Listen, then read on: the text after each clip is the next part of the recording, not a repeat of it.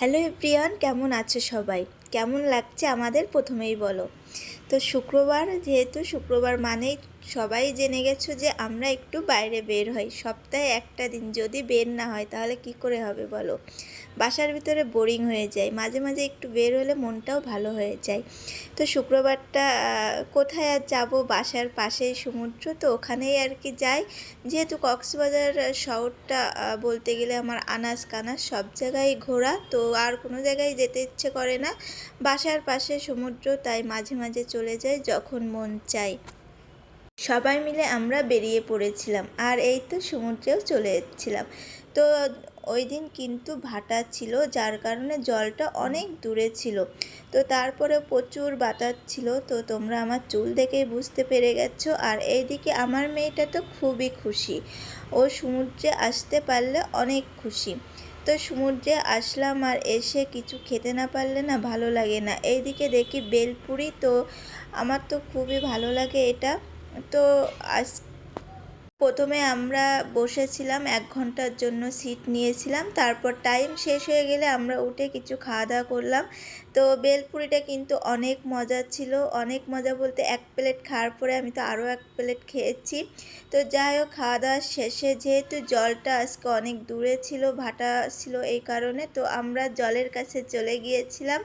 তো দেখো প্রচুর বাতাস, কিন্তু তোমরা দেখেই বুঝতে পারছো আমার চুলের কি অবস্থা। চুল তো মাথায় আর একটাও থাকলো না। তো যাই হোক, ঘুরে এসে এদিকে দেখি আনারস, এখানে আমড়া ছিল, কামরাঙা ছিল, পেয়ারা ছিল, অনেক কিছু। তো এখানে এরা এত সুন্দর করে মাখিয়ে দেয়, কি বলবো, খেতে মানে আমি আগেও খেয়েছি, অনেক ভালো হয়। কিন্তু এই রকম কিন্তু বাসায় আমি যতই ভালো করে মাখাই, এই স্বাদটা কিন্তু আমি পাই না।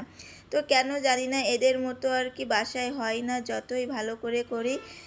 তো জানি না এদের হাতে জাদু আছে কিনা। যাই হোক, আমরা এখানে আনারস নিয়েছিলাম। তো ভাই রে ভাই, একটা আনারস নাকি 100 টাকা, ভাবা যায়? তো যাই হোক, টাকার দিকে তাকালে হবে না, খেতে তো হবেই।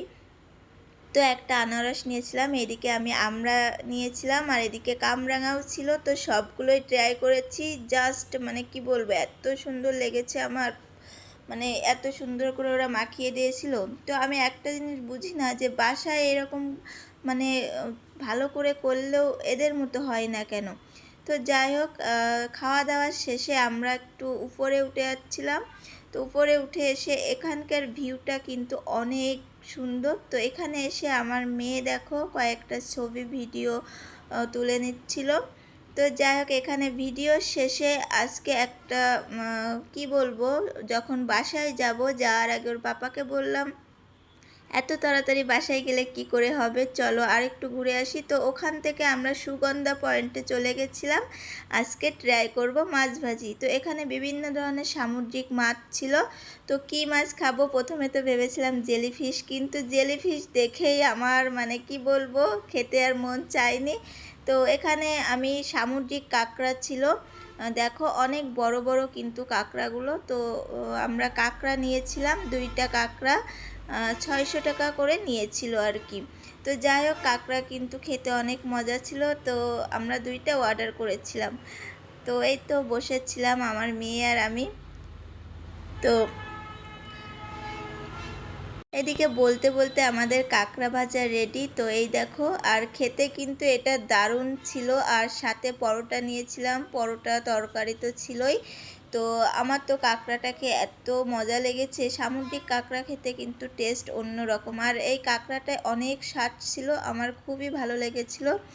যাই হোক, বাইরে বেরোলেই শুধু এটা খেতে মন চায়, ওটা খেতে মন চায়। তো অনেকে দেখি যে কেনাকাটা করে, কিন্তু আমার একটু খাওয়ার দিকেই নজরটা বেশি, কি আর বলবো, বাইরে গেলে একটু মানে ফাস্ট ফুডটা একটু বেশি খাওয়া পড়ে যায়। তো খাওয়ার শেষে বাসায় ফেরার আগে কিছু কেনাকাটা ছিল, এজন্য মার্কেটে ঢুকে পড়েছিলাম। আর দেখো আমার মেয়ে এদিকে বাস্কেট নিয়ে তো টানাটানি করছে। তো যাই হোক, তো আমরা এখানে অনেক কিছু কেনাকাটা করেছিলাম। ভাই, টাকা পয়সা তো রোজগার করতে পারবো, কিন্তু এই সময়টা চলে গেলে সময়টা আর পাবো না। তাই এই সময় থাকতে থাকতে সবাইকে বলবো যে নিজের খুশি মতো, ইচ্ছে মতো এনজয় করো। প্রচুর এনজয় করতে হবে লাইফটা নিজের মতো করে কাটিয়ে নাও। তো ধন্যবাদ সবাইকে। আমার ভিডিওটা কেমন লাগলো, টাটা।